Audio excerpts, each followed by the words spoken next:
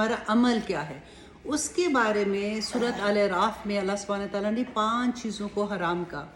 آپ کو کبھی کوئی پوچھے نا کہ کدھر لکھا ہوا ہے حرام کا لفظ، کیونکہ یہ بہت بڑی بات ہوتی ہے نا، تو آپ اس کو بتا سکتے ہیں کہ یہ آیت کھولو، کیونکہ پورے قرآن میں اس ایک آیا میں 5 چیزوں کو اللہ سبحانہ تعالیٰ نے حرام کہا ہے۔ 5 ہماری وہ عادات جن پہ